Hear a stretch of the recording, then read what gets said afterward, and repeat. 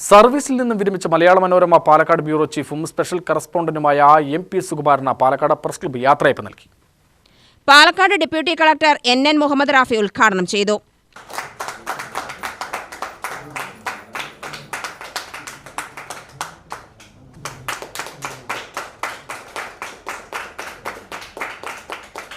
പത്രപ്രവർത്തകർക്ക് നല്ല പ്രിവിലേജ് കിട്ടുന്നതോടൊപ്പം തന്നെ സത്യത്തിൽ പഴയകാല പത്രപ്രവർത്തകർക്കൊക്കെ പോവർട്ടി അതോടൊപ്പം ഉണ്ടായിരുന്നു എന്നുള്ളത് ഒരു അനുഭവിച്ചറിഞ്ഞ വ്യക്തിത്വമാണ്. നേരത്തെ ഫാദർ ഇപ്പൊ CHന്റെ കാര്യം പറഞ്ഞു.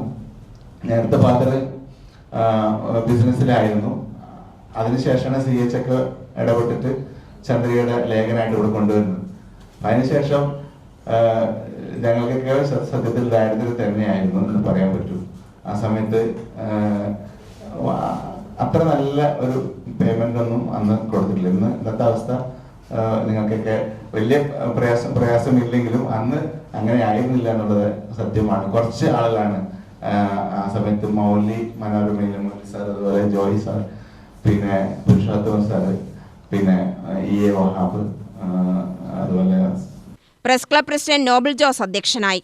കേരള പത്രപ്രവർത്തക യൂണിയൻ സംസ്ഥാന ഖജാൻജി മധുസൂദനൻ കർത്ത, AM Muraleedharan Nair, Ramesh Ezhuthachan, N Sushmita, N Ramesh, Beena Govind, CR Dinesh, PK Harish, AK Haris, Shariq Navas തുടങ്ങിയവർ സംസാരിച്ചു.